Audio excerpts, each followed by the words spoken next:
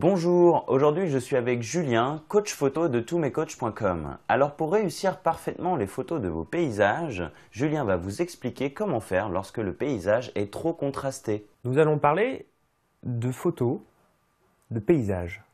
Quand le paysage est trop contrasté, par un soleil très fort en été par exemple, et des zones très sombres. Nous allons prendre un exemple très simple pour illustrer ce propos. Par exemple, l'image qui est juste en arrière-plan, vous êtes en Italie.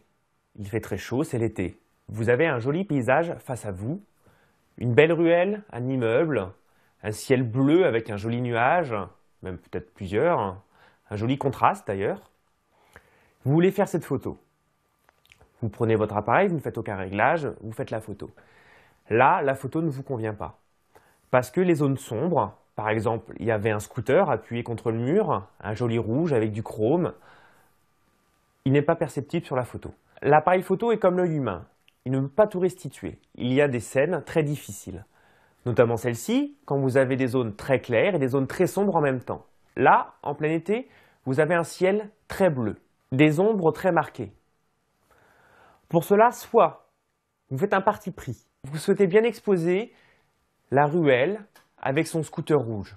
Et le ciel sera par conséquent très éclairé, très blanc sur la photo. Mais par contre, vous verrez votre scooter.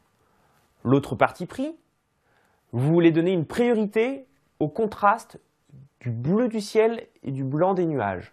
C'est-à-dire que les zones sombres sont encore plus sombres sur votre photo, votre scooter rouge sera beaucoup moins présent sur la photo, mais le ciel sera bien exposé. Pour faire une moyenne entre les zones sombres et les zones claires, réglez votre cellule, si votre appareil photo le permet, pour avoir une photo qui expose correctement les zones sombres et les zones claires.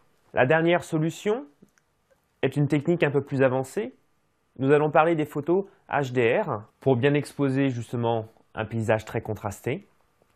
Prenez 3 photos du même point de vue, préférez d'utiliser un pied photo, une photo un peu plus foncée, une photo bien exposée et une photo plus claire. Vous les importez sur votre logiciel.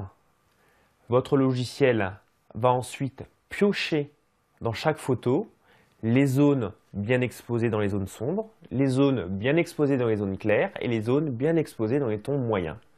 Et ensuite, le logiciel vous restituera une seule photo bien exposée dans cette condition très difficile. Ce thème difficile, paysage contrasté, nous l'avons illustré avec cette photo de ruelle, avec un ciel très éclairé. Vous pourrez être confronté à d'autres situations similaires, notamment à la neige, quand vous voudrez prendre en photo une montagne très éclairée, les sapins qui vous apportent de l'ombre sur le premier plan, en ville, avec un monument, etc.